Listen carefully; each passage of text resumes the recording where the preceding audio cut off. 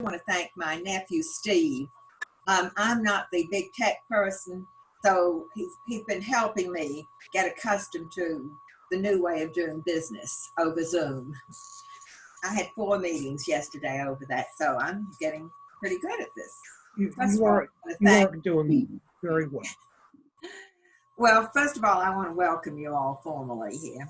I think it's an exciting venture that you have planned, and I'm so sorry about the virus, but, you know, we'll have to substitute all of that for what we're going to see today. And I want to be sure that when the time comes that you return, and I'll be able to shake your hands. No, I won't be able to do that because they said you can't do that anymore. But anyway, I just want to mention there's a little bit, I think it just stopped. Can you hear? When you talk, there's a little bit of a buzz in the background. No, I don't have anything buzzing here. I don't know what that is. There's always been a buzz around Liane. Okay. All right, well, all good. Okay, we're good to go now, okay? Okay, well, let me formally welcome all of my friends, my cousins, the Golas, and my nephew who got me to this point today. And let me say, pre-Shabbos, welcome.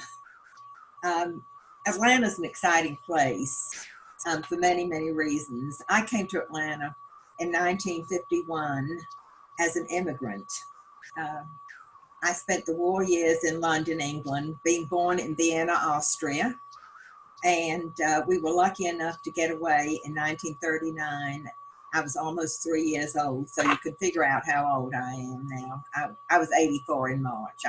I'm one of these people that I don't hide my age from people. But anyway, I lived through the war, and it was a very tumultuous thing. My father was doing war work. I was in one place and bombed out many, many times. And finally, when the war was over, we thought we were coming to America, but we were on a quota system. My father had cousins in New York, doctor, and then one in Washington. So we arrived here in 1951. We were in DC for a few months, and then my parents visited Atlanta. And they bought a little grocery store, which was, I guess, the thing that Jewish people did in those days. They bought little grocery stores in African-American communities. I went to Grady High School, that some of you may know, and then went on, attended part of Georgia State, got very, very involved in many ways, but then I met my husband to be at the Jewish Community Center, which was on Peachtree Street at the time. I got married in 1954 and was very, very involved before I had my children and even after that. Atlanta was an interesting city at the time. It was really more like a small town, having come from London. Stamford Hill, which was then a very, very Jewish neighborhood, where they said you had a shul on every block. But Atlanta then had maybe 4, not more than 5 synagogues. We lived on Boulevard, which was also a street that was inhabited by a lot of Jewish people who then later moved to the suburbs, so to speak. We lived on Boulevard, and my parents joined Congregation Beth Jacob, which was in a little white house at the time. It is the first really Orthodox synagogue, and Rabbi Emanuel Feldman came, that I think probably many of you know. But my husband's family belonged to Abbot Achim, and I taught Sunday school there for 13 years while my children were in the Sunday school program there. I was very, very involved with teaching. In those days, it called mentally retarded children.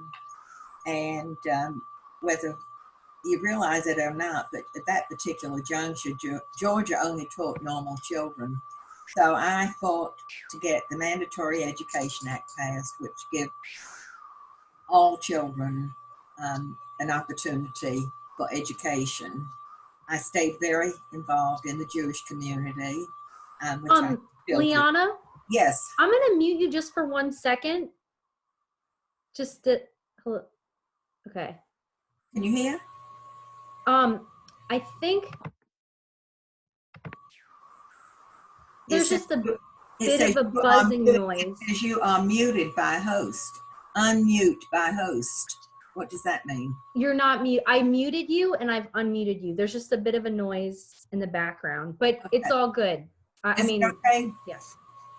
So I had a very exciting life while my children were little, and I also had a very understanding husband who was in the scrap iron business with my nephew, and I got involved with the Anti-Defamation League, which I still am a board member of. I was involved. Can you hear me? Because you're okay. My husband had a large family here at that time. His aunt and uncle, the Golas and the Goldbergs, and I always said I could never say anything against anybody because I felt like my husband was related to everyone in Atlanta. But I then got involved with, let's say, interested in politics, because at that time, things were not the way I really felt they should be.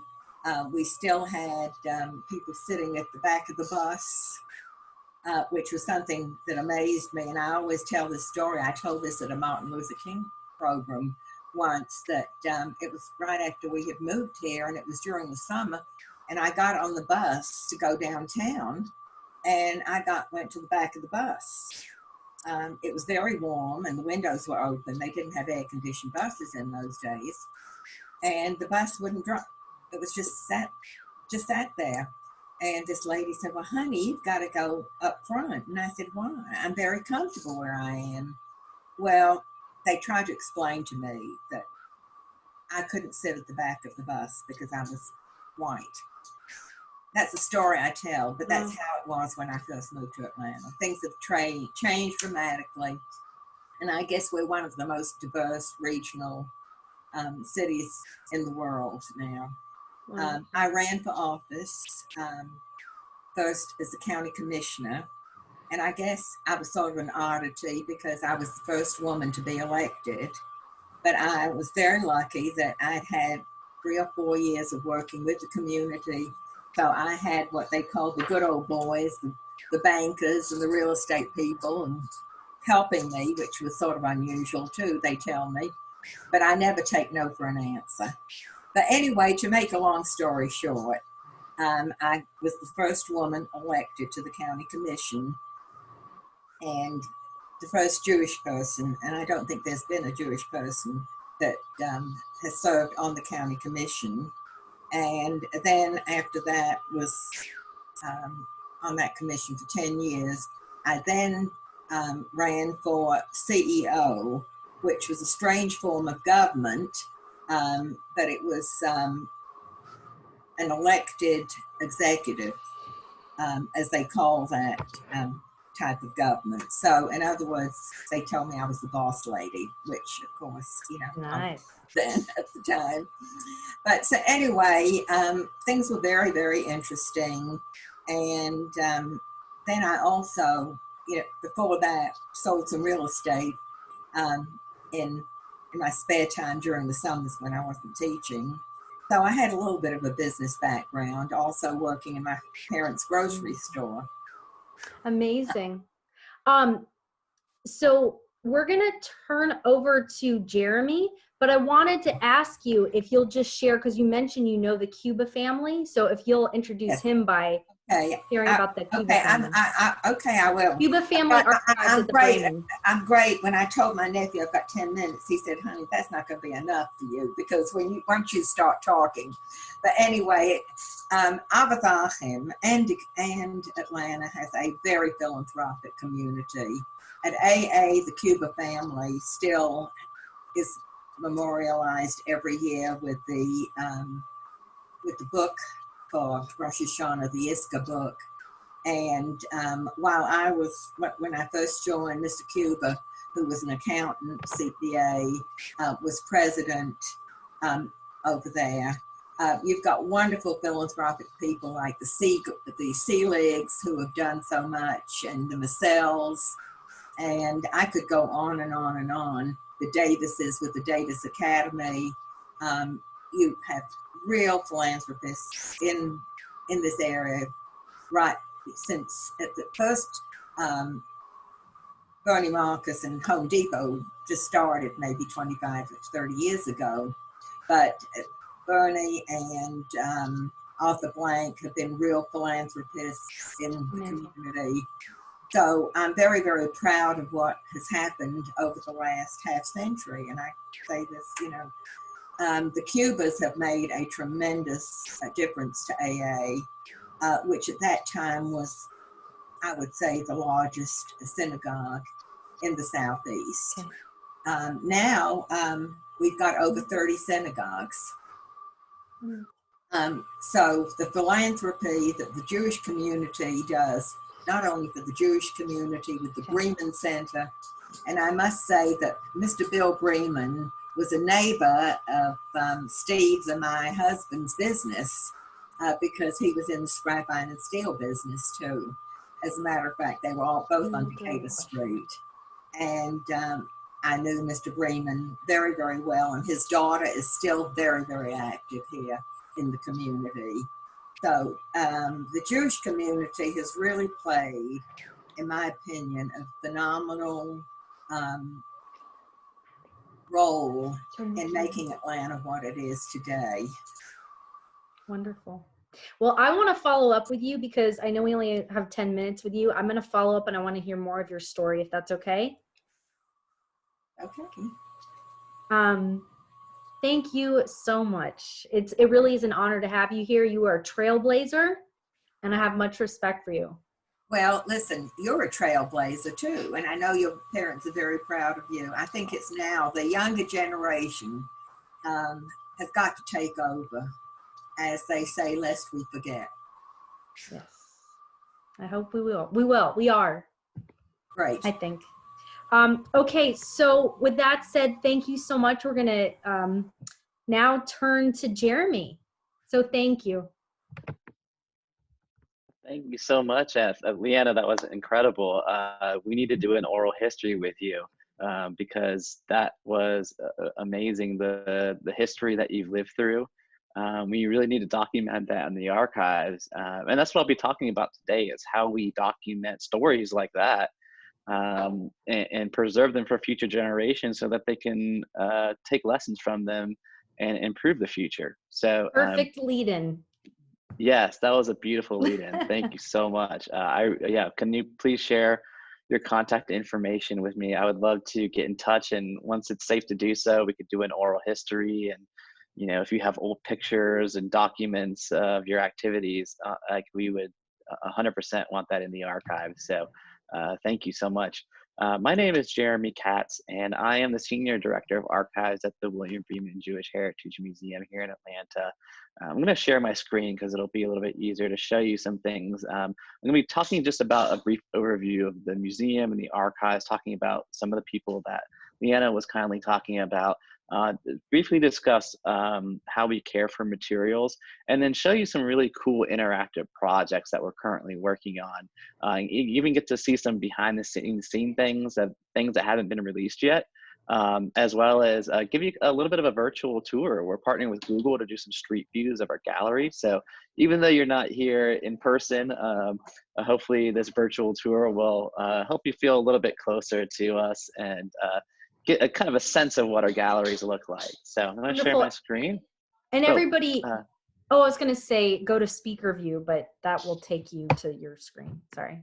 Yeah, it's saying if you could, it says host disabled attendee sharing, screen sharing. You got it. Here, I'm making you co-host. Yeah, great. Make co-host. Yes. There we go. Great. All right, I'll share my screen now. All right. From the start. All right, everybody can see that? Great.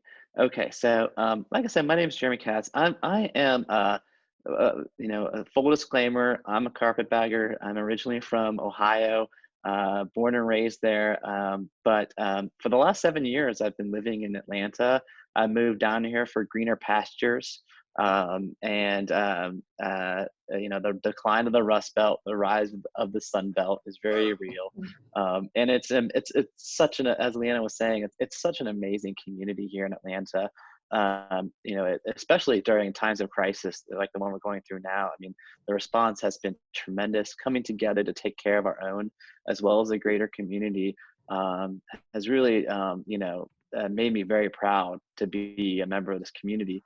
But also, also harp on what she was saying about the contributions that Jews have made to this city. If we're talking about things like Coca-Cola, Henry Grady Memorial Hospital, Georgia Tech, the Atlanta Braves, Mercedes-Benz Stadium. I mean, all these things that you think of when you think of Atlanta, Home Depot, they pay homage to the Jewish community and are in part due to these visionary leaders in the Jewish community coming together and creating these incredible pillars of Atlanta.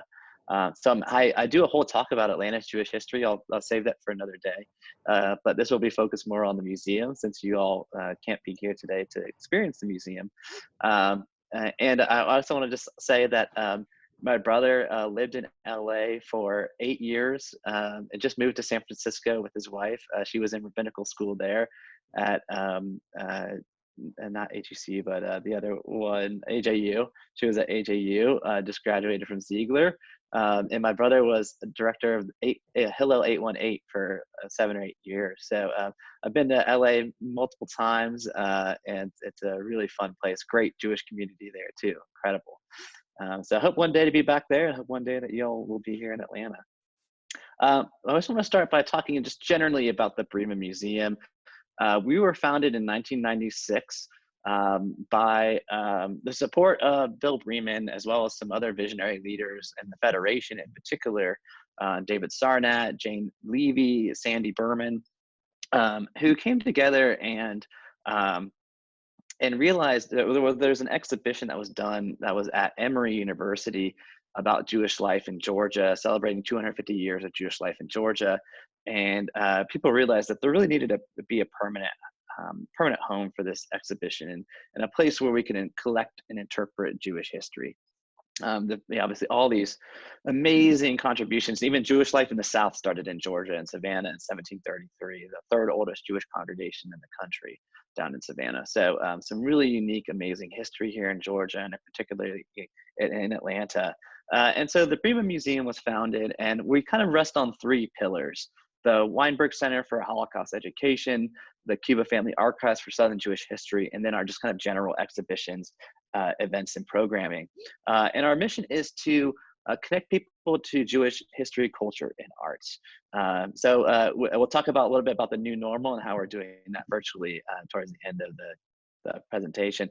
But you know, we can't do this on our own. We partner with a large number of organizations throughout the region, and you know, we love being able to cross-pollinate with other organizations, share resources. You're only as strong as your partner. So here's just a few of our community partners in the last year or two. So our exhibitions and programs bring in quite a few people, about 10,000 tour participants. We have 3 galleries. One is focused on Holocaust on the Holocaust. It was created by a Holocaust survivor, and so it has a lot of local stories that pertain to survivors who came and settled in the region. Our other exhibition gallery is called is for local history, for Southern Jewish history. Right now has an exhibition called 18 Artifacts, a story of Jewish Atlanta. And it chronicles the story of the contributions that Jews have made to the city through 18 different artifacts. And I want to note that these 2 galleries are very heavily focused on in terms of content from our archives. So I oversee the archives and growing, preserving, and making it as accessible as possible. And so we do a lot of work with our curatorial team to make sure that the contents in our archives see the light of day and are accessible to the public. And then we also have a third gallery, which is a rotating gallery. About every 3 to 4 months, we have a new exhibition that's either curated in-house or brought from another institution, a traveling exhibition, to keep something new and fresh, keep people coming in our doors. Our Holocaust education department is very active, and in part because our state mandates that that public schools teach the Holocaust. And so we get a ton of middle schoolers, also high schoolers as well. About over 13,000 school students come through our doors every year. And what's unique about this is that they get to hear a Holocaust survivor speak. Our program is that the first part of their visit is they hear a Holocaust survivor speak, and then they get a docent-led tour of our Holocaust exhibition. We also have a speaker series called Bearing Witness, which has actually been made free by the support of some generous foundations. And we are always at capacity whenever we have those programs. It's typically once a month, and we get our capacity is 350, and we honestly have to turn people away because we're over capacity. You know, as Holocaust survivors are unfortunately passing away, we're now turning to second generation survivors and finding innovative ways to still have the students and the public hear their stories. We've created a number of videos, feature-length videos of the survivors. And so we're finding innovative and new ways to tell the story of the Holocaust. Obviously, that's a story we do not want anybody to forget. And then the archives, this is the third part.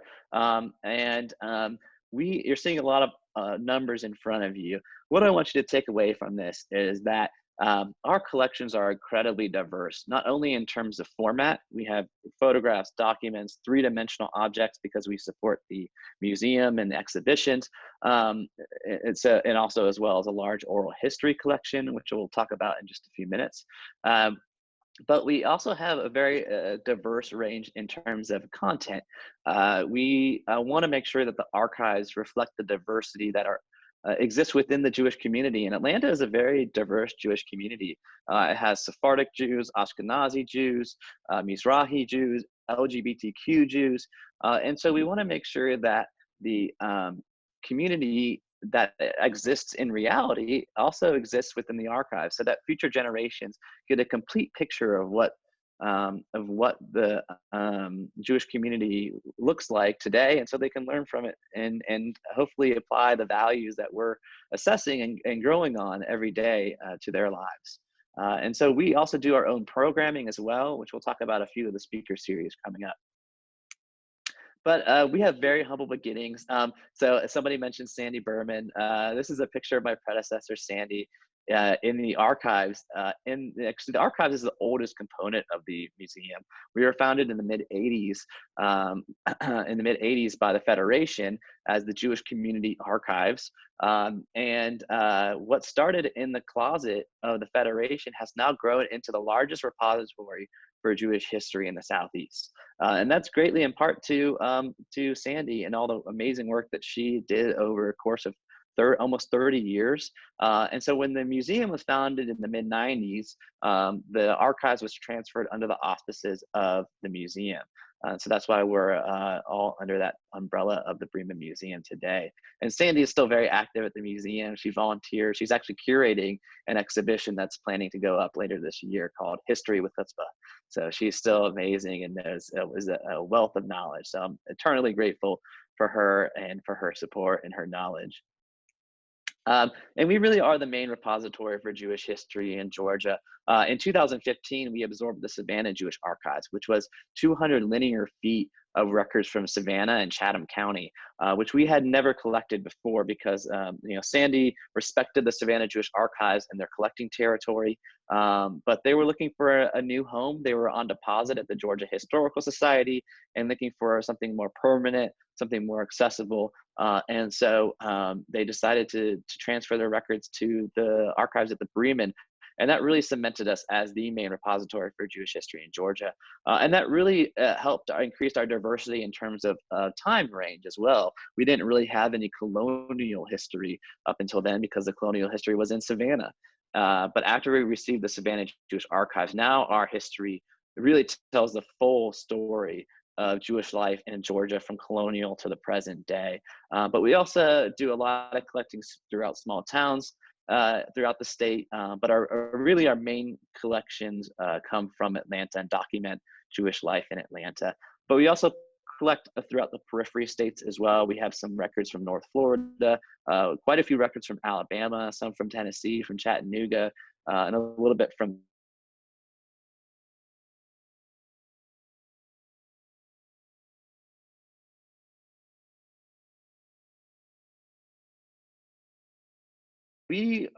our main goal is to grow, preserve, and make collections as accessible as possible. So once we get a collection like the Savannah Jewish Archives, we want to make sure it's stored properly. And so making sure that we keep the right temperature, humidity, that we're reducing handling as much as possible, and also just checking for deterioration, like mold, especially in the South, where you have high humidity and heat. You want to make sure that you don't have any outbreaks of pests or of mold. So we want to ensure that the materials, whenever you create anything organic, it's immediately starting to deteriorate. So what an archives does is we want to preserve that material. We want to slow that deterioration as much as possible. And that's controlling, basically is creating as many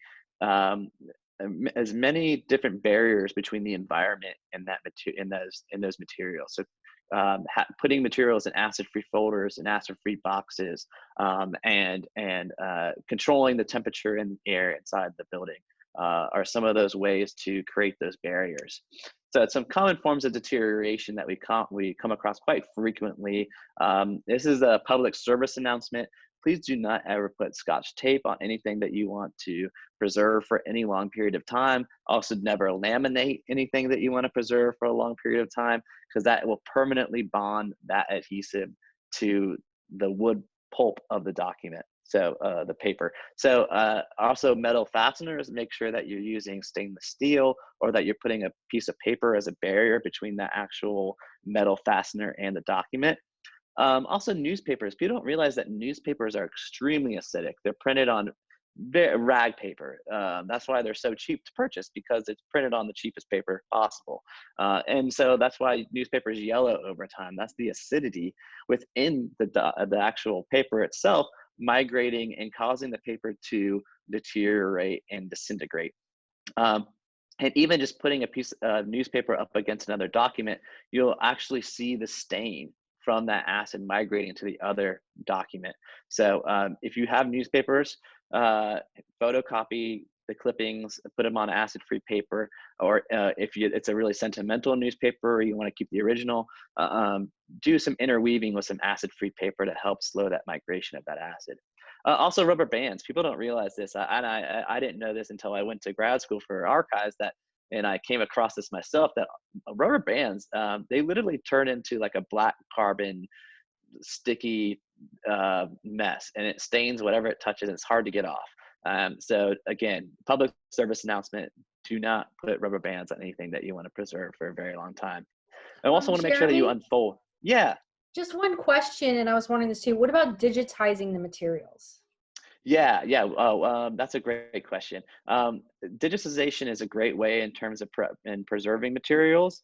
There's similar methods. You have to think of it as the same way as documents. You want to make sure that you're preserving the materials, you're arranging it, you're describing it, you're backing it up in an environment where it can be easily accessible.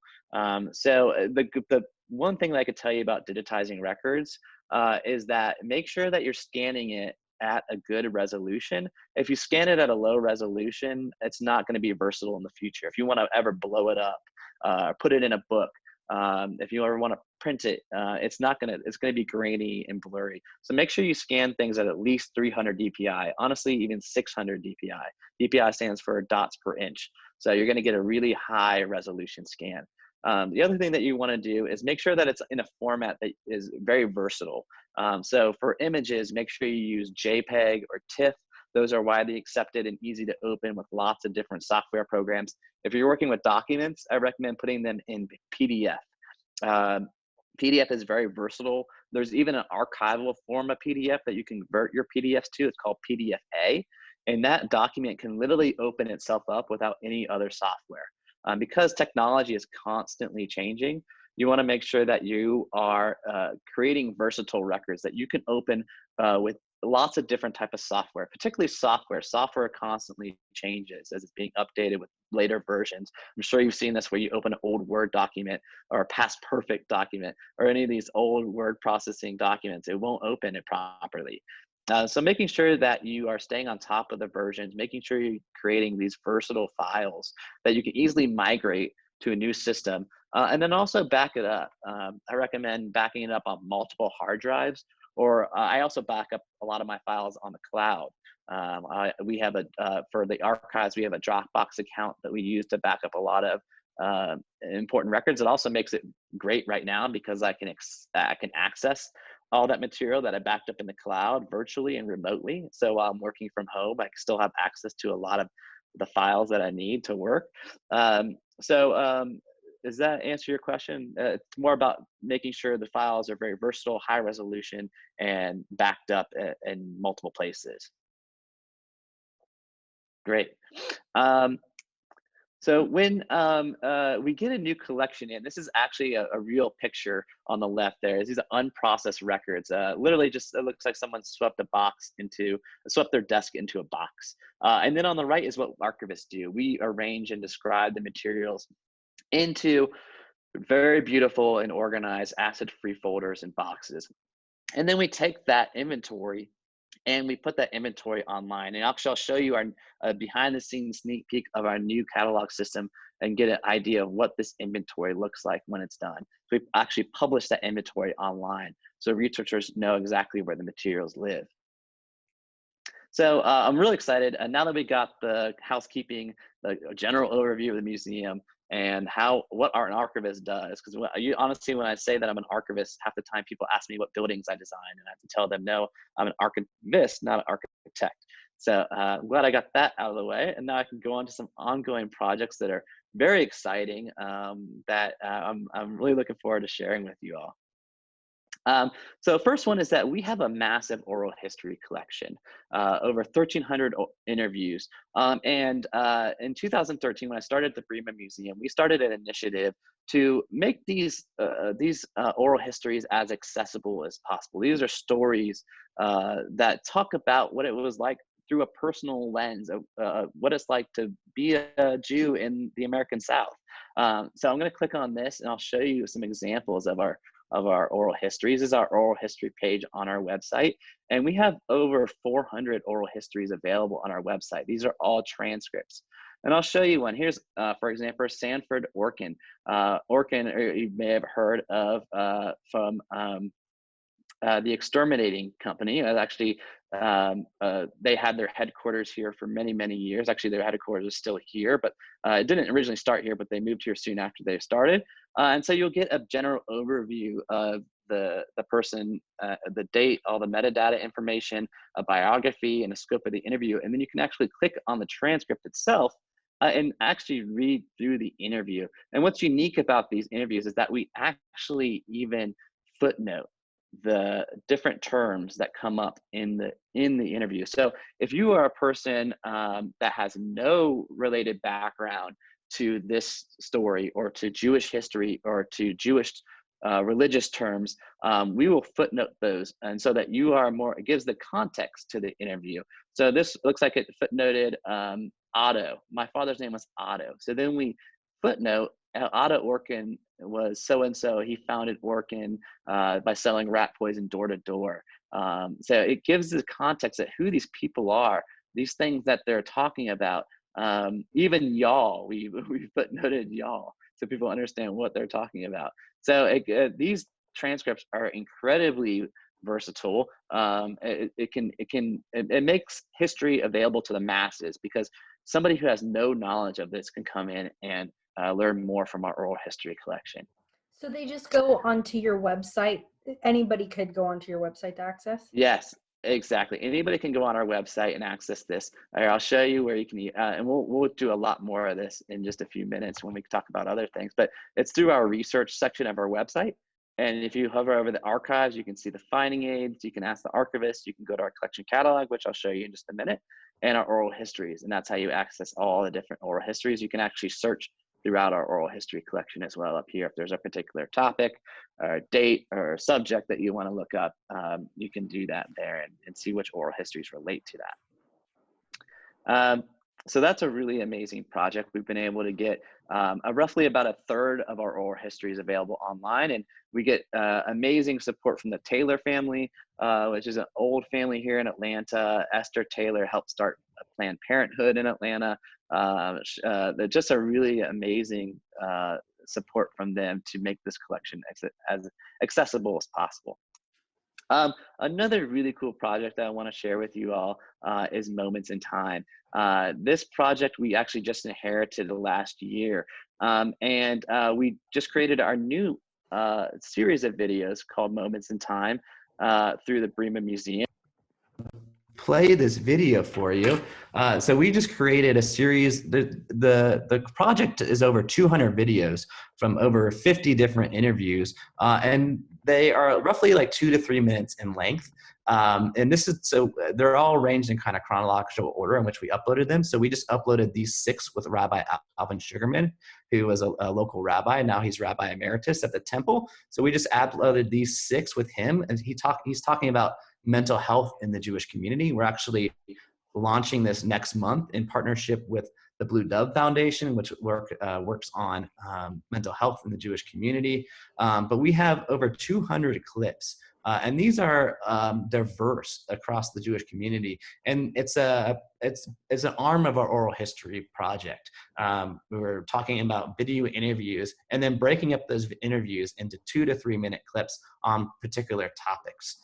So I'll go ahead and I'll show you one of the new ones that it's Shabbat. You know, we're about to celebrate Shabbat. So let's listen to Rabbi Alvin Sugarman talk about Shabbat.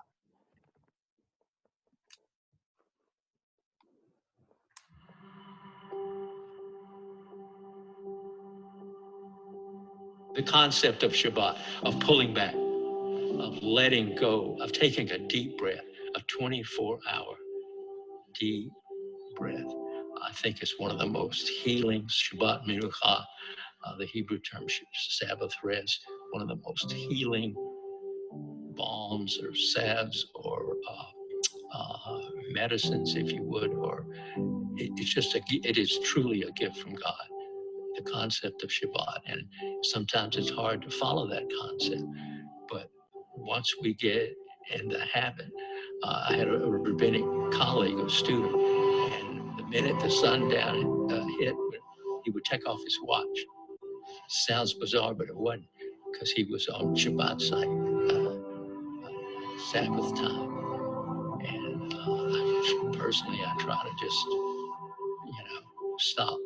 When I was working on my PhD, I would work night and day, 6 days a week, but the minute that sundown hit on Friday, and it really helped me. I mean, it helped heal me from the ravages of a graduate program and running the temple at the same time. So Sabbath is whatever we could do as a Jewish community to correlate the power of the Shabbat with those going through mental health issues, and in general as a preventive measure to help us as an aid to help us keep our own sanity. So that's a little sneak peek of our new series on Moments in Time. And these are going to be, like I said, released next month. Next month is Mental Health Awareness Month. So if you follow us on Facebook, on our social media, we're going to have a coordinated social media campaign with the Blue Dove Foundation, with the temple, to really get this out to people, because especially right now when people are so isolated in quarantine, mental health is vitally important. And I think it's been kind of taboo in the Jewish community for many years. And so shining a light on that through a Jewish lens and talking about ways in which spirituality and Judaism can help people cope through a moment like this is, I think it's coming at if there is a good time for releasing these videos. So this project is massive. There's over 276 videos on this Vimeo page to Moments in Time, and I can share the link with you all after this, so you can come and watch, whichever one piques your interest. So that's a really exciting project that we're working on as well. We're working also to try to become, you all familiar with the Getty?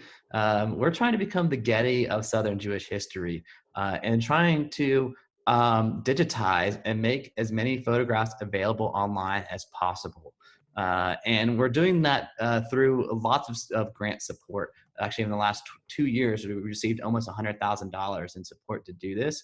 And we've processed and digitized about 13,000 images just in the last 2 years. And we have over 20,000 images available online that you can search through our catalog. I'll show you our catalog. So I'll show you how to navigate there. I'll go through our research section of our website to our collection catalog. And we'll type in here World War II, for example. And here you're seeing item level description of artifacts, of oral histories, photographs. And you can click on these and pull up even higher resolution images. And it tells you also the description of the photograph, our call number for the photograph if you wanted to contact us to learn more about it, as well as related subject terms. So you could even click on, if you're interested in this gentleman, for example, you could click on that and see everything that's related to him. I guess he was in World War II he actually lost his life in World War II as a B-17, a member of a B-17 crew. This is an incredibly powerful tool that we're using to, the photographs tell, say 1,000 words. And we have an incredibly vast photograph collection, about 50,000 photographs. And so we're working tirelessly to try to get as much of this information, as many of these images as public as possible. So that's a really fun project that we're working on right now too. And if you are interested in Jewish history in Atlanta, the Breman Museum has an app for that, which you can download for free on your Google Android phone or your Apple iPhone. It's called Historic Jewish Atlanta. You can simply search it in your stores. This app is a driving tour interactive experience where actually geo-maps where the sites are around Atlanta, so you can actually pinpoint where you are and how to navigate to the sites. And so this actually spawned a whole tour series called Historic Jewish Atlanta Tours. And we are now in our fifth season of this. And it's been, this year has been our most successful year. We partnered with a local company called Gate City Tours, who specialize in creating really engaging and interactive walking tours, specializing in Jewish history in Atlanta. Here's a picture on the right of one of our tours earlier this year. Unfortunately, we've had to cancel the last part of the season due to the virus, but we're trying to take it virtually, and we're hoping to get that momentum back once we return. But in the meantime, you're welcome to download our app and explore it virtually from the comforts of your home. We also have a number of publishing projects going on right now. One is with the temple. You just saw Rabbi Alvin Sugarman. He is the Rabbi Emeritus of the temple. We, for their 150th anniversary, we first of all created an exhibition in their lobby using artifacts from our archives and photographs, as well as created all the label content. It really is an amazing piece of exhibition that grabs people and tells the people that walk through the doors of the temple about the history of this really incredibly engaging congregation. And we also are working on a book, a companion volume to the exhibition, using lots of archival content and text to tell the story through a book. I'm also really excited that actually, so you all are one of the first people to see this cover. We actually just got it today from the publishers, Arcadia Publishing. You may have seen these Images of America series books. They've published thousands of them, but there's never been one done on the Jewish community of Atlanta. And I'm writing that. I'm really excited about it. It's a huge project. We're using 200 images from the archives to illustrate the book. And tell the story of Jewish Atlanta from its inception till today. So we're very excited to not only have a little bit of a revenue stream, all the royalties are going to go to support the operations of the museum. So purchase a copy if you want to support us. It's going to be out later this year. But also to highlight the collections at the museum, the photograph collections, which are like I showed you, they're incredibly vast and illustrate such a unique story of Jewish life. So where are we now? So we're obviously, like many other places, we're closed because we want to help flatten the curve. Want to make sure we're doing our part to do that. On the right is a little outdated. We're actually now extended. Things are changing so quickly. We're now closed through mid-May. But even though we are closed, we have pivoted and we are trying to transition to as much of a virtual experience in a virtual museum as possible. So I'm going to talk about a few ways in which we're doing that and a few ways in how we're some projects that we're still working on remotely in the archives, which are really cool. So this was a good example of how we pivoted. So we were supposed to have this webinar or this program in person. Actually, our speaker, Adrienne Usher, the director of the Chappelle roster, she was supposed to come to Atlanta and give this presentation in person. But it was right when things were getting bad and we had to cancel it. And we decided to go virtual and we created this webinar version of it. And we had 100 people show up online, even someone from Israel tuned in. If you haven't heard of the Chappelle roster, they're basically taking Simon Wolf's research about Jewish involvement in the Civil War, and they are updating it into the 21st century. They're creating a database of all the Jews that served in the Civil War from both the Union and the Confederacy. It's going to be live either in the next year, sometime in the next year, and you'll be able to search through their database and all the research that they have gathered on every Jewish person that they were able to find that served in the Civil War. So it's an incredible resource. And we're planning lots of other virtual experiences and programs. Our next 2 genealogy programs are both virtual. One on May 3rd, where we're going to have Gary Regev, who's a past president of the Israel Genealogy Research Association, talking about the different resources offered by IGRA. And also our event on May 31st, which is Gary Palgan. He's a past president of our society. He's a really experienced genealogist and talking about ways that if you reach a brick wall, how to break through. So we're trying to pivot and try to meet people, and also hope, the silver lining is that hopefully we'll be able to engage new audiences. People that wouldn't be able to travel to our museum will still be able to click on a link and hear a presentation by one of our local experts. So we're trying to look at this with a silver lining and provide this unique new content online. Now, I want to share some really cool, this is a really cool project that we're working on with Google. If you're not familiar with Google Arts and Culture, it was started several years ago as an initiative by Google, and it went viral.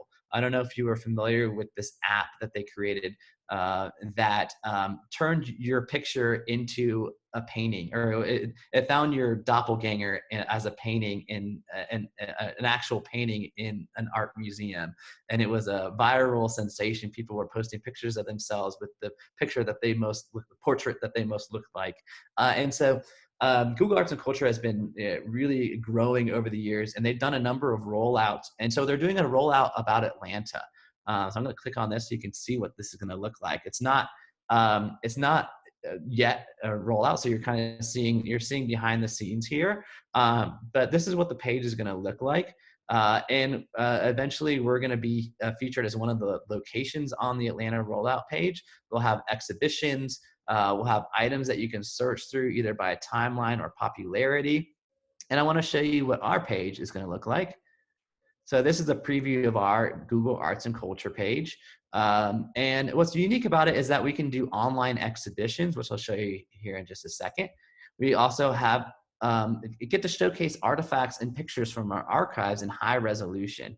And you can organize them, like I said, by popularity, or you can do a timeline and scroll through these items that we have, depending on what year you want to look at it. So I'll show you an artifact here, for example. Let's see, what's a good artifact? There's one, let's see, there's one from the 1930s that I want to show you. I think it's kind of cool. So let me click on it.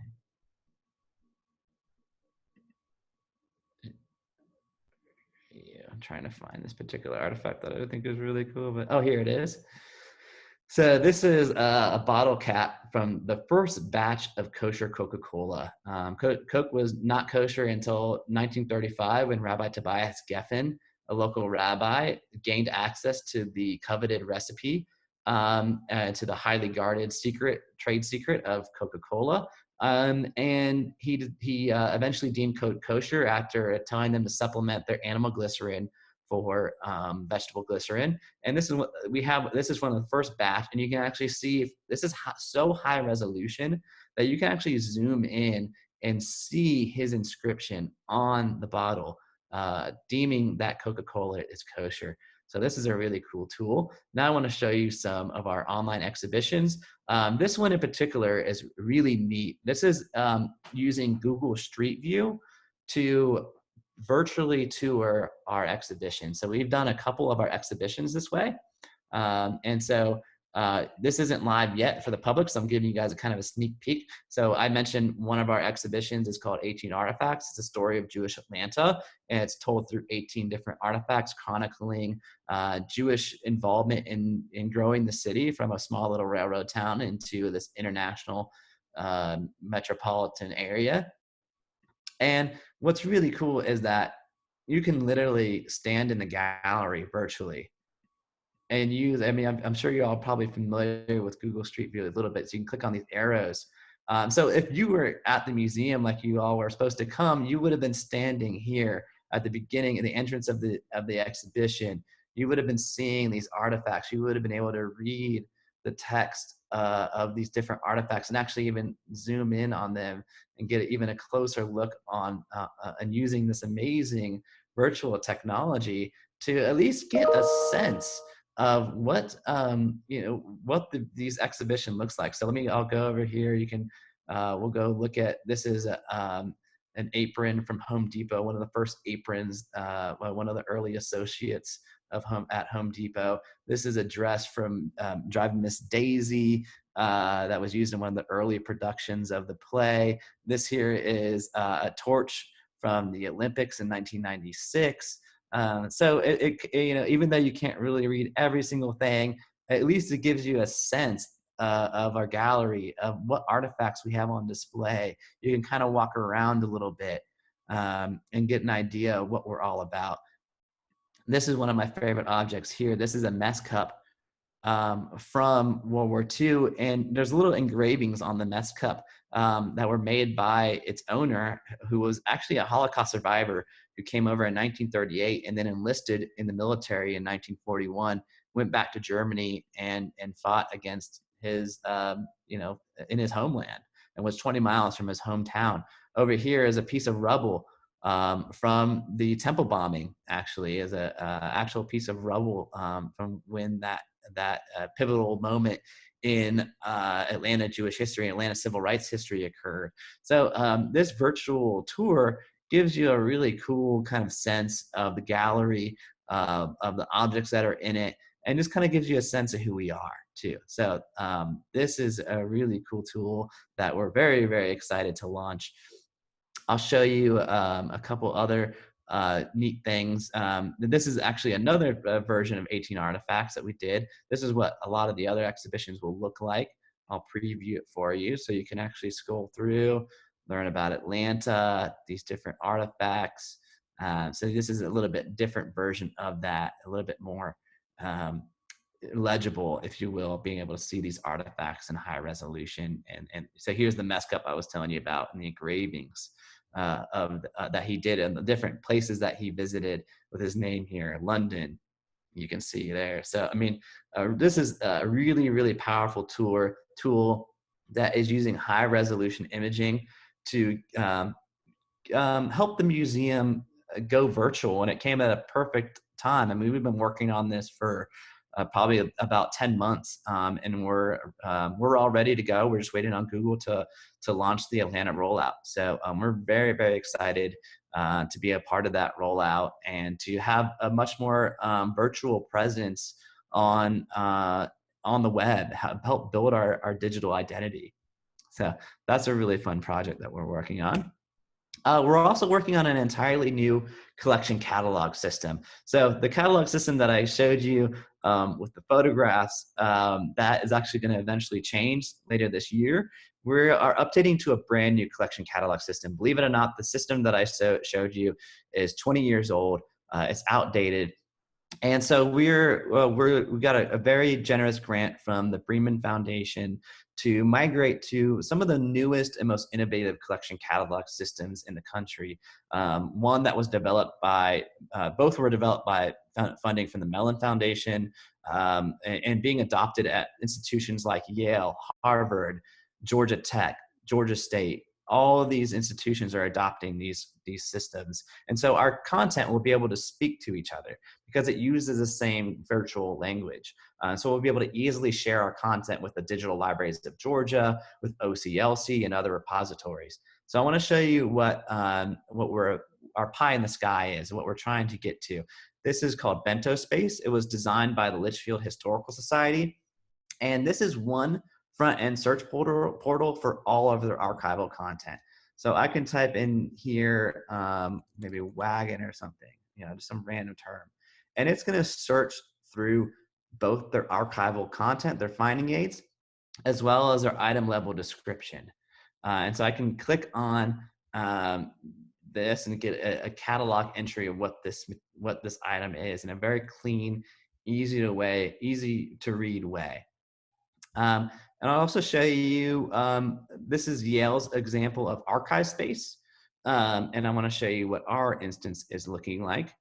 This is our instance of archive space. So very similar. And archive space is a way, and I mentioned earlier about our boxes and our folders and our manuscript collections, how we organize documents into these boxes and folders, and we arrange and describe them. So let me type in a term here, temple, for example. So I'll pull up the Temple Sisterhood records. This gives us an overview of the collection. Hold on, that's actually probably not a good. I think this one's it's still work in progress. We're populating it right now. Let me pull up maybe somebody else. This one, yeah, this one's populated. This is a gentleman named Donald Obeldorfer.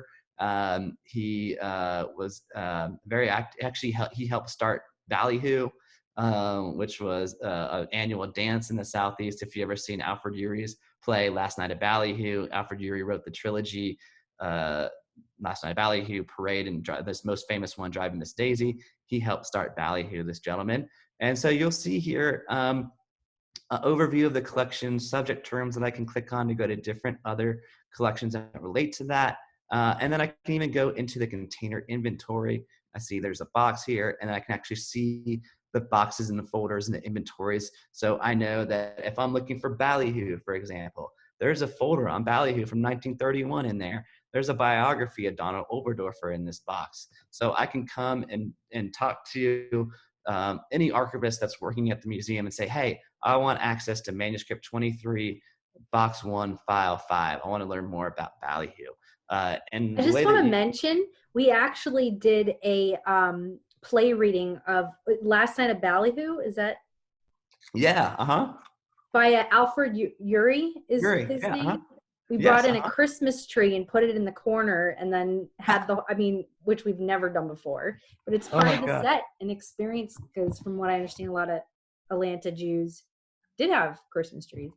Yeah, I would love to come back with you and do a whole overview of Atlanta Jewish history, because that's such an interesting topic, and it's such a deep dive into the intra-ethnic biases between the German Jews and the Eastern European Jews, and how the whole story of Last Night at Ballyhoo is that a young German Jewish girl wants to take a young Eastern European man to this dance Ballyhoo, and how like that's interdating at that point. Like you don't want that. You'd rather date a Gentile, date a Russian Jew, It's just such an interesting story.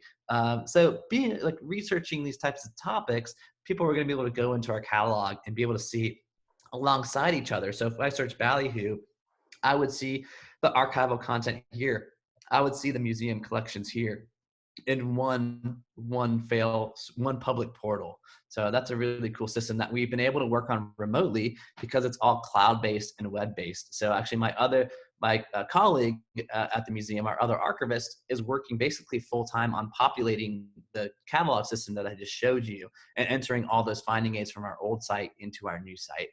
So that's a really cool project that came about, actually just started it in January. And I'm really glad that we started it this year, because otherwise, I don't know what our other archivists would be doing. She was doing before, working on the photograph processing collection, and you need to be able to be in the archives to handle the photographs, to scan them, to catalog them. And so she's able to work from home safely and help us, reduce the curve by working on this catalog system, and we're getting tons of work done on it that we need to do anyway. So this has been really, really amazing, really great timing that this system is now up and running. And by the end of the year, we'll plan to have it populated as well as migrated to the next phase of it, which will be collection space, and then eventually a front end portal to search both of those in one, and make it as user friendly as possible. Wonderful. So great things are happening at the Breman every day. So I hope that one day that you all will be able to join us and come to Atlanta and learn more about Atlanta's Jewish history, and tour the museum, the archives, and I'd be more than happy to come back and talk about Atlanta's Jewish history, or when you guys visit, I'll be more than happy to give you a tour. So thank you so much for your attention. Thank you, Russell. I also want to thank Nora Katz, who set this up and was super helpful making that bridge. So we're going to do Q&A towards the end, but I just want to take like 2 or 3 minutes or more, whatever, to introduce Russell Gottschalk, who's also related to Bob Roos through, he married his daughter, Melissa. So close. He married. No. Hey. Hi. Hi. Hi, Betham virtual tour group. Bob Roos is my mom's first cousin. Is my first cousin once moved. No problem. So I'm of the Texas Roost clan.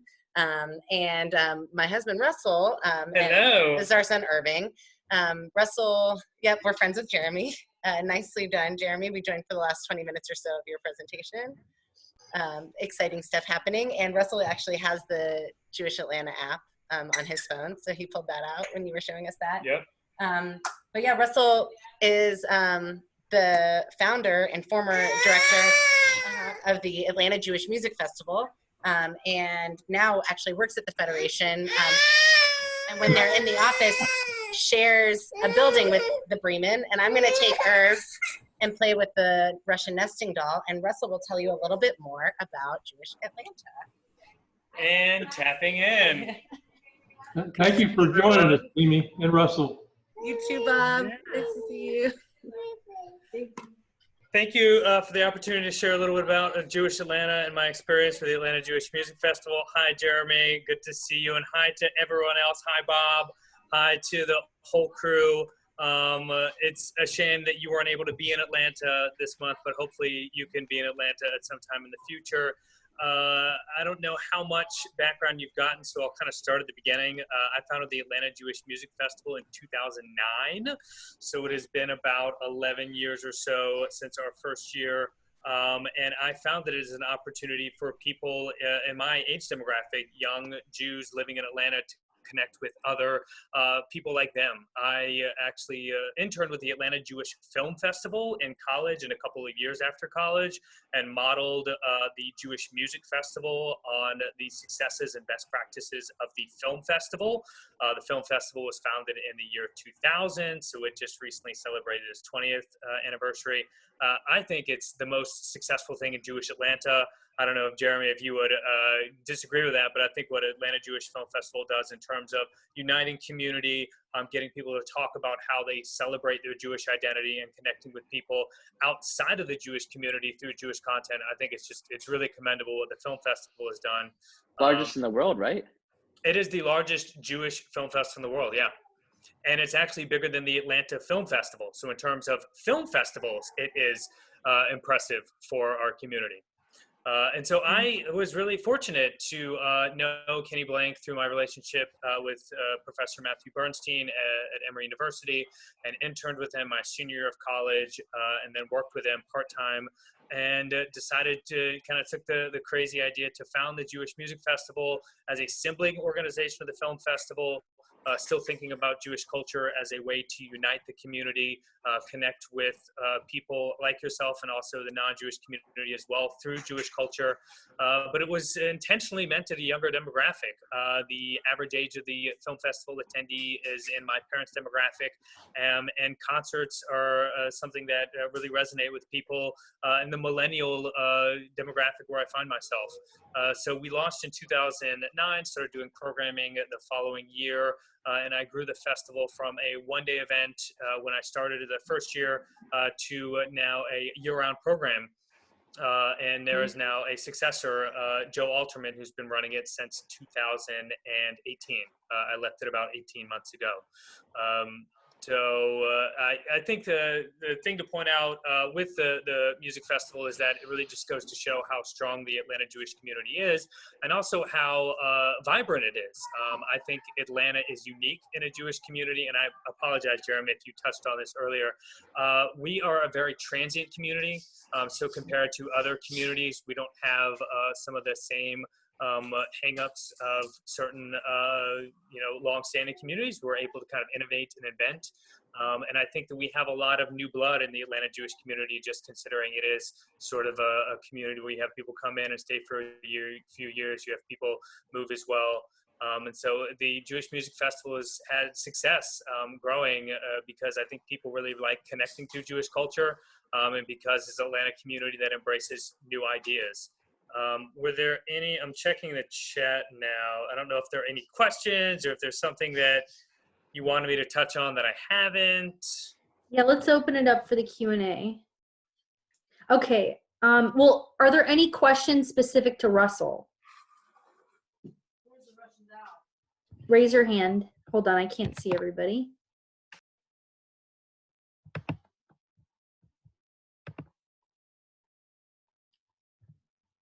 All right. Well, I don't see any questions. I guess, Mike, I would like to ask a question. So you were saying about, so with your festivals, it's several different concerts happening every day over an amount of period. Is it one day? How does it? Great question. It is a multi-day festival, weekend long, couple weekends long. The largest festival they did was over the course of 3 weekends. And it wouldn't be every day because it's like hard to put on stuff on a Monday night. You know, people don't want to go out on Monday night. So a lot of our festivals would look like Thursday to Sunday, where you do Thursday is something in a smaller venue. Friday would be Shabbat programming, so religious programming in synagogues around the city. Saturday was typically be our big events because a lot of people are going out on a Saturday night. And then Sunday would be great for families and stuff in the afternoon. So that would be kind of a typical festival weekend. Some of the years have been one weekend. Some of the years have been 2 weekends. Over the course, I ran the festival for 9 years. And I think it was my 8th and 9th year that we got up to 3 weekends. But we also do year-round programming as well. We do some programming around specific holidays. We'll do some programming around specific partnerships. Like when I was the executive director of HMF, we would partner with the Breman on the Molly Blank Jewish Concert Series, which was 3 events. It was a bi-monthly. It would be like a January, March, May, or maybe a February, April, May, something like that. And we would find an opportunity to do one of the events as part of their series included in the festival. So some of it would be based around what we see as a great opportunity in the marketplace, but also some of it would be driven by our programmatic partners. Wonderful. And I have one more question for you, and then we'll open it up to Jeremy. So you had mentioned that people are transient. So because there are those who only stay for a few years, are newcomers to Atlanta welcomed by congregations, or do they wait to see if you will stay for the rest of your life? Jeremy, you want to take that first, or shall I? Yeah, I could chime in there.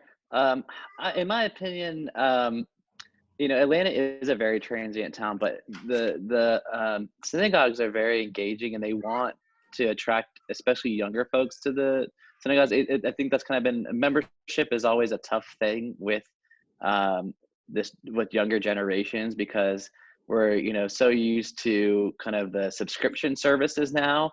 And I think it's not really until you become you have a family and kids, that you start thinking about becoming a member of a synagogue, because that doesn't, there's lots of young adult programming in Atlanta. There's 4 Moishe houses here. There's AJC Access. There's lots of young Jewish adult programming. So we don't really need to go to the synagogues to get that interaction with the young Jewish adult community. And so it's really more of young families that are, seeking out the synagogues for programming for, whether it's Sunday school, Hebrew school, after school programming. But young adults, they are really trying to branch out and try to attract those members. But I'd say they're probably more geared towards the young families, because that's not really their expertise. There's Moishe houses here. There's other organizations that specialize in that grassroots, peer-led facilitating that has kind of taken over that space. Wonderful. I'll add one more thing onto that. I think you're absolutely right. The supply-demand proposition is not great for the synagogues. So if you have a young family that wants to sign up, most of the synagogues I know would be like, great, when can you start? Not great, are you going to be here in 5 years? I think they're just looking to get people engaged as easily as they can. Yeah, Atlanta has a problem with unaffiliated Jews. And I think that's kind of the Pew study, I think, kind of pointed that out as indicative for the entire country. But, Atlanta's not immune to that. And that's one of the reasons why we, on all of our surveys for the museum, we ask, do you identify as Jewish, or do you affiliate with a synagogue? Because we're trying to engage those unaffiliated Jews in the community. Okay. Another question, it's in regards to the collection. Please describe the museum's Civil War collection. Yeah, that's a great question. We have a very eclectic Civil War collection. I wish we had more Civil War materials. The Atlanta History Center has one of the largest Civil War collections in the country. It's renowned. They have an amazing curator. They also have an exhibition that features a lot of their artifacts. We do have, I wish it was more, but we do have some rifles. We have some tintypes. We have a couple diaries from the Civil War. I'm trying to think what else we have that would be of interest to people. Oh, what's really cool is we have a portrait of Judah P. Benjamin that was painted in 1861 by Nikolai Marshall, the artist who designed the Stars and Bars. And that's a really unique piece. It was done when he was a cabinet member for the Confederacy. We have some other items related to Judah P. Benjamin, including some bonds, and he was the only Jew in American history to be featured on American currency. So we have a couple of examples of the $2 bill that he was featured on. So we do have an eclectic, wide-ranging format, but I wish we had more. Honestly, it's hard to find that stuff nowadays. We were kind of late to the game. We weren't founded into the mid-'80s. So some of that material wound up at other archives, at the Atlanta History Center, at Emory. After 120 years, it had wound up at other institutions. But I'm glad that we do have what we had. So this question is for also Nora. So is there a connection between the museum and the ISJL? Yeah, I can answer that, or if, Nora, if you want to take over. We certainly collaborate and work together on some things. There's not necessarily a direct formal institutional connection in many ways, but are thrilled to be colleagues. That's my short answer to that. Jeremy? Yeah, we don't have like a formal partnership, but we do partner quite frequently with groups that are coming through that ISJL is organizing, and also the spinoff of the ISJL, the Museum of the Southern Jewish Experience. We're working closely with Kenneth and his staff to help them populate the museum. We're loaning a couple of objects from our archives. Actually, one of the diaries from the Civil War we're loaning to their museum to put on display. And when Stuart Rockoff was at the ISJL doing his encyclopedia, he visited the archives several times to do research. So we have a long relationship with ISJL, and excited to see where it goes. Wonderful. So let me see if there's one more question, and then I think we'll close up. I just want to make a few announcements. So someone asked, so does the Breman Museum ever share copies of artifacts donated to other museums? I have 2 cousins now living in Alpharetta. I had the documents and photos from our mutual survivor grandparents. Would the Atlanta Museum show copies of documents stored in another Holocaust museum? Yeah, that's a great question. So our scope is very narrow in terms of what we collect. We collect Southern Jewish history and Holocaust survivors who settled in the region. So it had to fall into that set of rules. So if the relative that survived the Holocaust came and settled in the Southeast, we would certainly want to talk about preserving it in our archives. I'm glad, first of all, to hear that it is preserved in the archives, first and foremost. And the USHMM is an amazing place to do that. They are state-of-the-art facilities and incredible staff. And we worked with the staff that we borrowed artifacts from the USHMM before and displayed them in our galleries. There are instances where we will make duplicates of records that are already stored in other archives. We have very limited space, so we have to be very judicious about what we make copies of and what we store in our archives. We have a collections committee that meets quarterly to discuss and vote on what materials are pending, and people have offered us, and then we decide together if it fits our collections policy and should be preserved in our permanent collection. So it's a multi-level layer thing. It's always the question. The answer that we always say is it depends. Okay, I'm fitting in one more question. This is it because I think this is important. I understand there's a large Sephardic community in Atlanta. Are they involved in these organizations? Yeah, that's another great question. Yeah, we work closely with Orva Shalom, which is the synagogue that serves the Sephardic community. We have their records. We actually just did a huge pickup from them about a year ago and processed all of the records that they gave us. It's an amazing collection. It was founded in 1913, if I'm not mistaken. And actually, we did a staff outing to Orva Shalom on Tuesday mornings. They bake barekas, their sisterhood.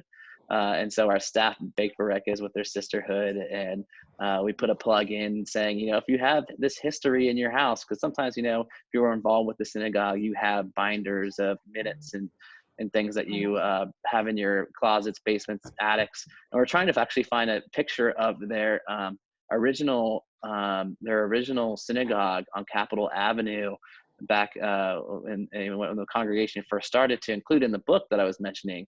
So we've been working closely with them to try to find this material to preserve it in the archives and make it accessible. And they're a fantastic community. We really love working with them. Wonderful. Great. Well, let's take a moment to thank all of our presenters, Liana, Jeremy, Russell. Thank you so much. This is really excellent. And it was great because every meeting is different. And it was so cool to really dive into the inner workings of a museum with archives and learn about that. So I want to mention on Monday, we are changing time zones and we are heading to Alabama. We will be joined by Anne Mullengarden, who Nora also connected us to. She's from the Birmingham Holocaust Education Center. They're doing really amazing work there. And also, she's just brought in someone else who she works with that's a teacher in the school system. So I'm going to connect with him and find out more. But yeah, thank you so much. This was a wonderful stop in Atlanta. Everybody, can we do the jazz? Thank you so much. Patty and Rich, lovely to see my family on here, Aunt Barry. And wishing everybody a sweet Sabbath. So, one more thing. This Sunday, post-film discussion, Dr. Michael Berlin, 4 p.m. on fried green tomatoes, and we're being joined by 2 women who created the collards and Kugels and Collards and blog, and I think, well, his last name is Hyman, and he opened up Hyman's Seafood, which is pretty famous in Charleston. So we're going to take the movie and sort of take it to another level to discuss food and the relationship there. So anyhow, all right, I'm going to stop there. And please email me if you want to get the link or if you don't have it. All right. So thank you. Bye, everybody.